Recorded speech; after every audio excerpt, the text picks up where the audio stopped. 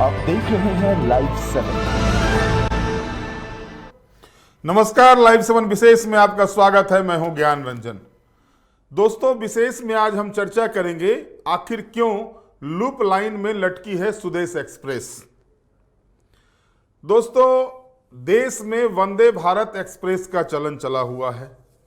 झारखंड में भी राजधानी रांची हो या जमशेदपुर हो, कई शहरों को कई अन्य शहरों से, राज्य के अन्य अन्य शहरों से, देश के अन्य अन्य शहरों से वंदे भारत एक्सप्रेस से जोड़ा जा रहा है। लेकिन राजनीति में देखिए, एक और भारतीय जनता पार्टी परिवर्तन यात्रा के माध्यम से पूरे प्रदेश में वंदे भारत सी दौड़ लगा रही है। लेकिन अगर आप आजसू पार्टी, जो प्रमुख सहयोगी पार्टी है भाजपा की, उसको देखेंगे तो उनके नेता दिल्ली दरबारी से ही परेशान हैं। जून से लेकर सितंबर तक अमित शाह की दरबार में 3 मर्तबा जो है सो हाजिरी लगा चुके हैं सुदेश महतो, लेकिन अब तक सीटों पर फाइनल नहीं हो पाया है। यानी सिग्नल अब तक नहीं मिला है। सुदेश की गाड़ी लूप लाइन पर ही अटकी हुई है, उसको मेन लाइन पर अब तक नहीं लाया गया है और चर्चा का विषय यही बन रहा है। दोस्तों, लगातार आप देख रहे होंगे कि किस तरह से सुदेश महतो सीट शेयरिंग को लेकर के दिल्ली दरबार जा रहे हैं। वहीं अगर झारखंड में आप देखें, विधानसभा चुनाव की घोषणा से पहले सभी राजनीतिक दल अब एक को नहीं कह सकते हैं। एक और जहां परिवर्तन यात्रा के माध्यम से भारतीय जनता पार्टी लगातार पूरे प्रदेश को रौंदे हुए देश के कई बड़े दिग्गज नेता परिवर्तन यात्रा में शामिल हो रहे हैं, वहीं दूसरी ओर परिवर्तन यात्रा की काट के लिए झारखंड मुक्ति मोर्चा ने मैया सम्मान यात्रा निकाल दी है।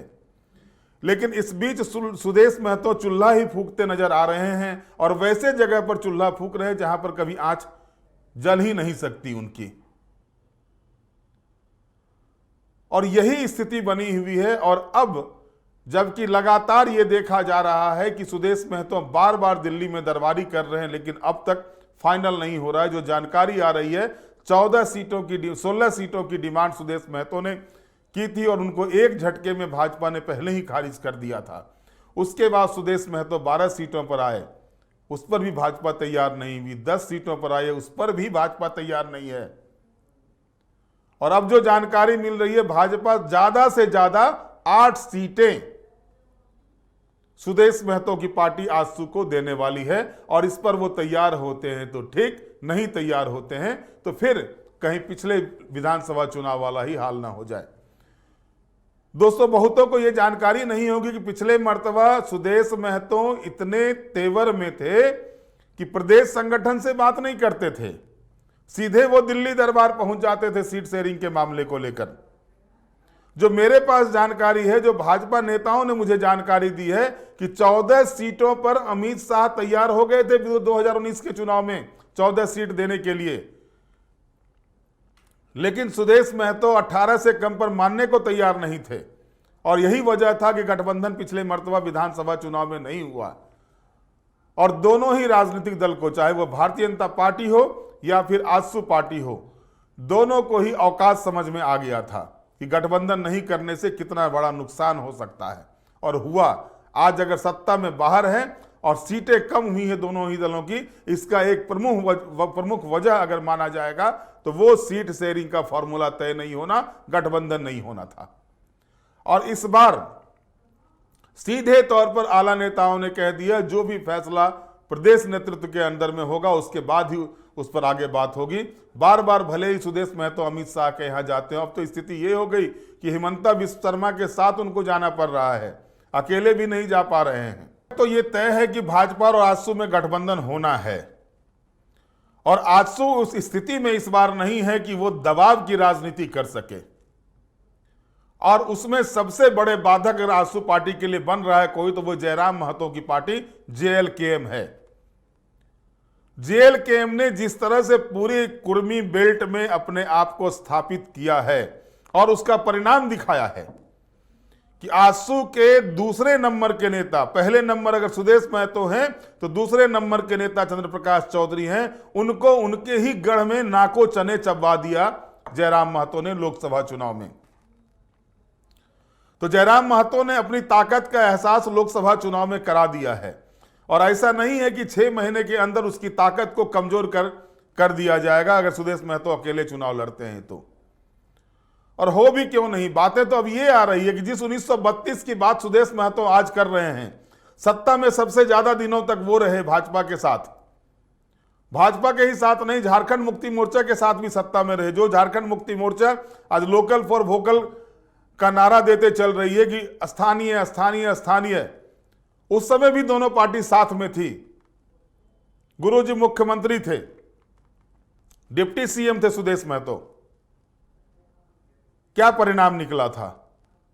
उस समय भी तो 1932 की बात नहीं बनी, नियोजन नीति नहीं बनी, स्थानीय नीति नहीं बनी, विस्थापन नीति नहीं बनी, जिन मुद्दों को लेकर के आजसू पार्टी चल रही है। लेकिन सवाल तभी खड़े होते हैं कि 24 वर्षों तक झारखंड की जनता ने देखा कि आजसू पार्टी जिन मुद्दों को उठाती है, जो विपक्ष में रहने पर जो पहली मर्तबा विपक्ष का स्वाद सही तरीके से आजसू पार्टी चख रही है इस बार, पिछले 2019 से लेकर के 2024 में, क्योंकि पहले भी आजसू पार्टी विपक्ष में थी लेकिन एक को सत्ता में बैठा के रखा गया था। यह भी एक नायाब इतिहास है आजसू पार्टी का कि मलाई भी खाएंगे, विपक्ष को भी देखेंगे। और इस बार फिर से जो है सो भारतीय जनता पार्टी ने पूरा सर्वे करा करके ये जान लिया है कि आजसू का स्ट्राइक रेट उतना मजबूत नहीं है जो गठबंधन में उसको 14 सीटें 12 सीटें दी जाए। और साफ तौर पर यह ताकीद कर दी गई है आजसू सुप्रीमो को कि 8 सीट आपको मिलेंगे। और उसके बाद यह भी कह दिया गया, मेरे पास जो जानकारी है, जो सोमवार को अमित शाह के साथ उनकी बैठक हुई थी, उसमें ये इस बात की भी जानकारी मेरे पास आ रही है कि उसमें साफ कह दिया है कि गया है कि ईचागढ़, मांडू, चंदन क्यारी तो भूल जाइए, तमार को, ये 4 विधानसभा सीटें आप भूल जाइए। बार बार सुदेश महतो चंदन क्यारी की मांग कर रहे हैं। भाई कैसे चंदन क्यारी दे दे? पिछले 2 टर्म से वहां से चंदन क्यारी से भाजपा के विधायक हैं, अभी नेता प्रतिपक्ष हैं। तो मैसेज क्या जाएगा भाजपा के लिए अगर चंदन क्यारी की सीट देते हैं तो, कि नेता प्रतिपक्ष की सीट भी गठबंधन में दे दी गई।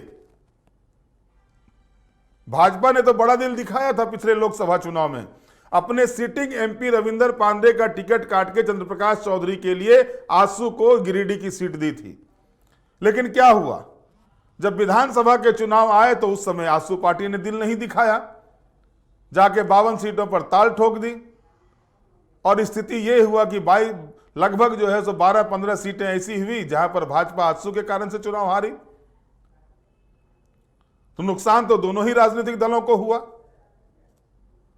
और उन सारे चीजों का आकलन करने के बाद भाजपा अब इस निर्णय पर पहुंची है कि 8 सीट ही ज्यादा से ज्यादा उनको देंगे। और उसके बाद यह भी सच्चाई है कि नीतीश कुमार को भाजपा इग्नोर करने की स्थिति में अभी नहीं है। नीतीश कुमार को भाजपा इसलिए इग्नोर नहीं करेगी, केंद्र में नीतीश कुमार के समर्थन से सरकार चल रही है। चंद्रबाबू नायडू और नीतीश कुमार अगर पलटी मार देते हैं तो केंद्र की सरकार डगमगा सकती है, बहुमत का आंकड़ा उनके पास नहीं रहेगा। तो जाहिर तौर पर जो है भारतीय जनता पार्टी नीतीश कुमार को इग्नोर नहीं करेगी। अब रही बात और भी सहयोगी दल, जो आप देखें नेताओं का आना जाना शुरू हो गया है। चिराग पासवान भी आए कल, हम पार्टी के भी नेता आए कल, यानी सभी लोग जो एनडीए के घटक दल, जो केंद्र सरकार में सत्ता में काबिज है, केंद्र सरकार के साथ समर्थन में एनडीए के दल हैं, वो सभी झारखंड में भी अपनी पैठ बनाने के प्रयास में लगे हुए हैं।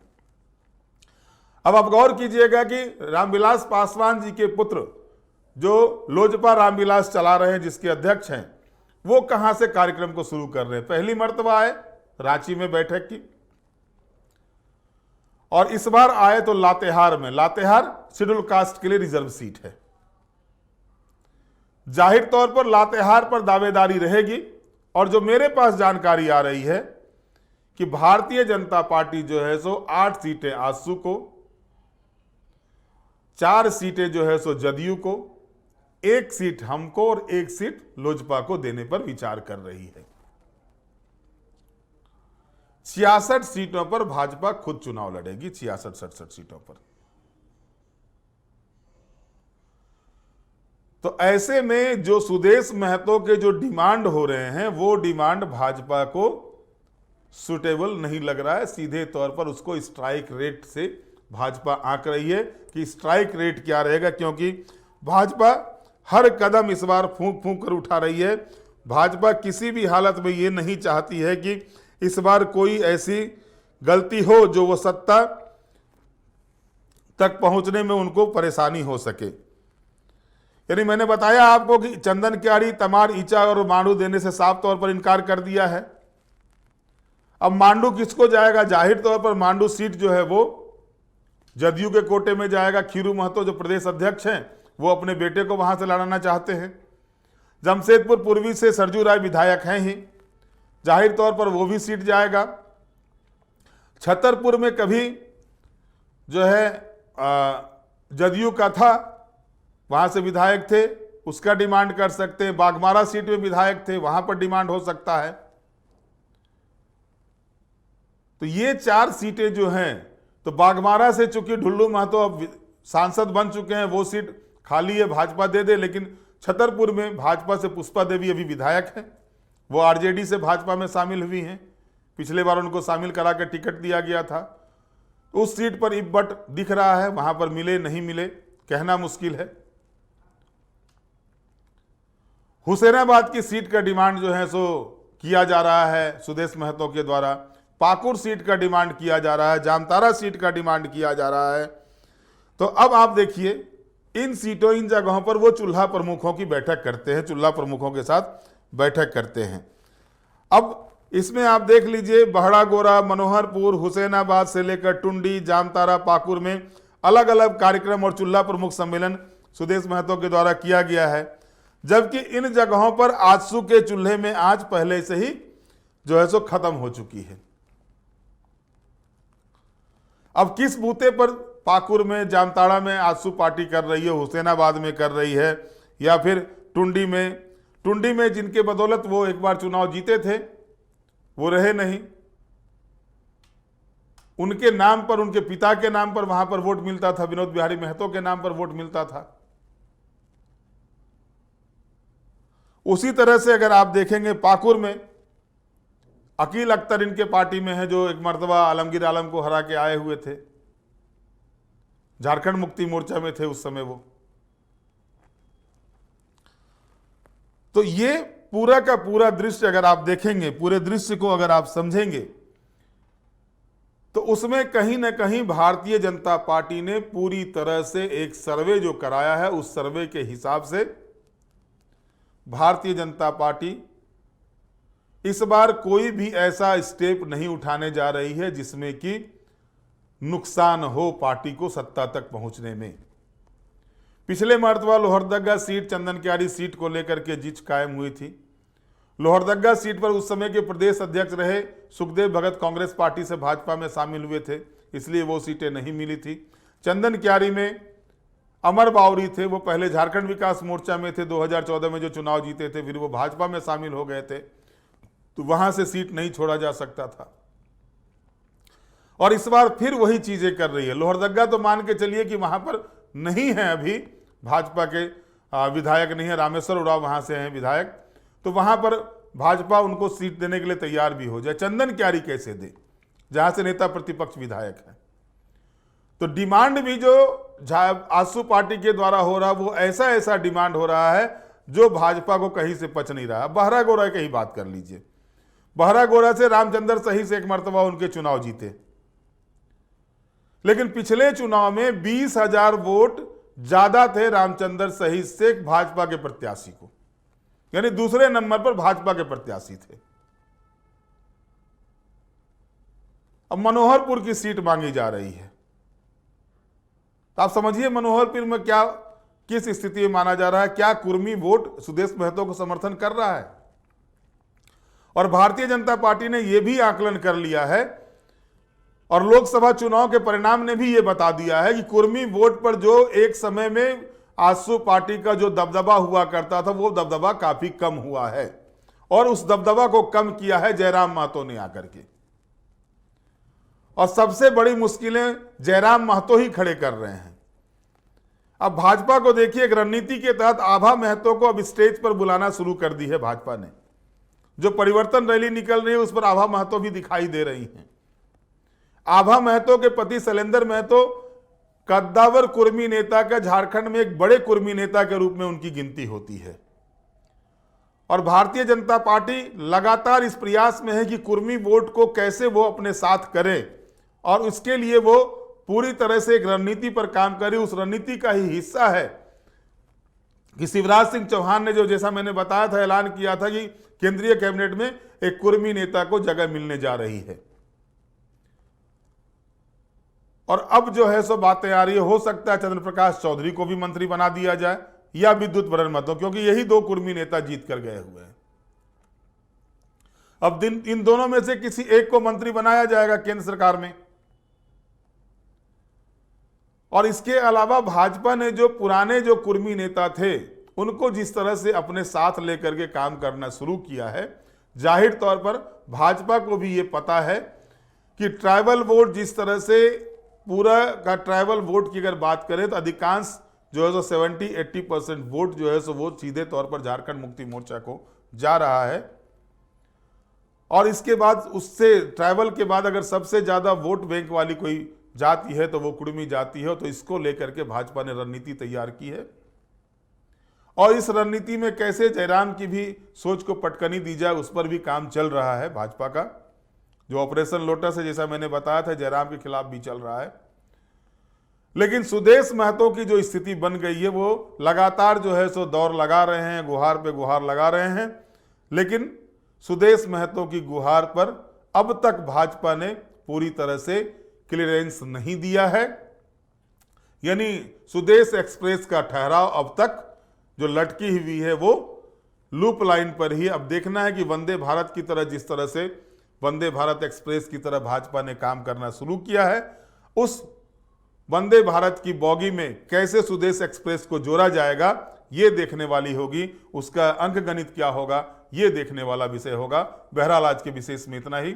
आप हमारे साथ जुड़े रहें, हमें लाइक करें, सब्सक्राइब करें। बहुत बहुत धन्यवाद। नमस्कार।